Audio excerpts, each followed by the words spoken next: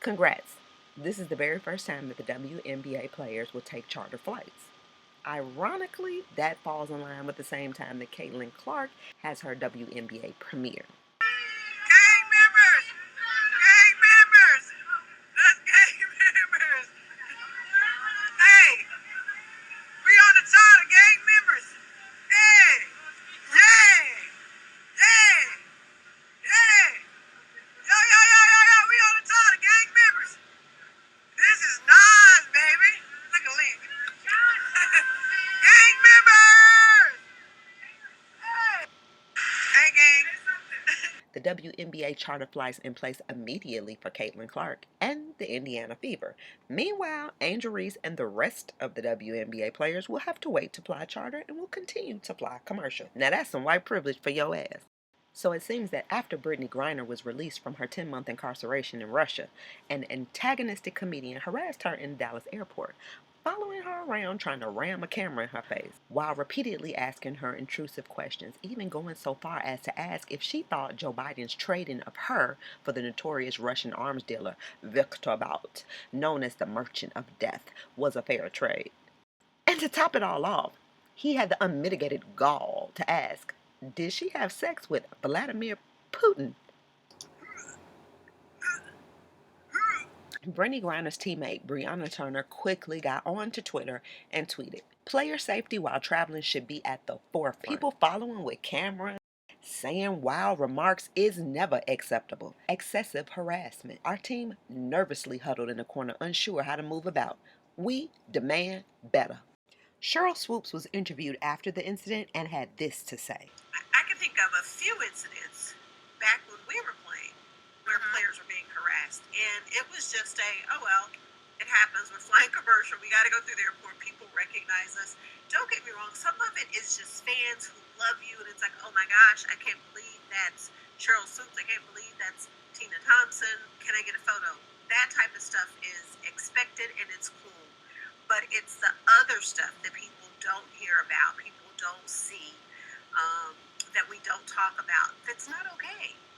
It never has been. It never will be. So it is way overdue that we start talking about putting these players on charters.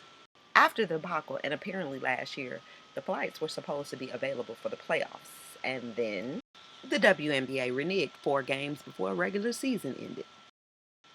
All pro athletes deserve safety, and it is great that the WNBA has finally gotten with the program. But Angel Reese fans weren't having any of it. Let this be a reminder that the WNBA starts today and all the teams do not have charter flights. Shame at WNBA. Hashtag Angel Reese. One Angel Reese fan went so far as to tweet Angel Reese on a commercial flight when she flew charter in college. Angel.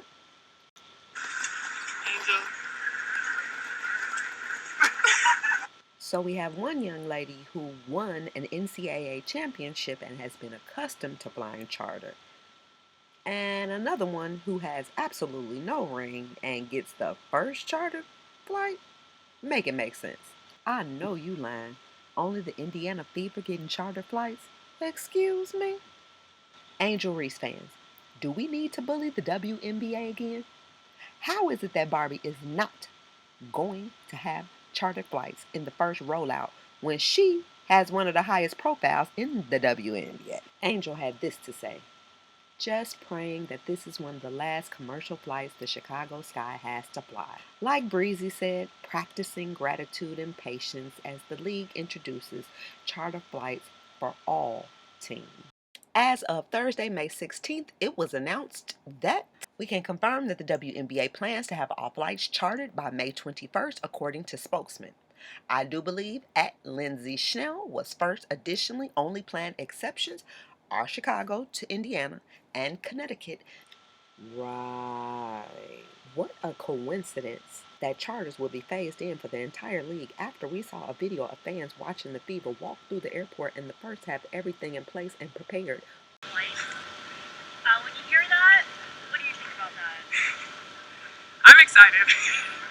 Whatever it took for it to get there, it's here. And I'm looking forward to it. It's been a long time coming. It's been something that affects how we show up on the court. It affects, the ability to be able to rest and get more rest and not. So I think you'll see a difference in the players as we're out here on the floor this season.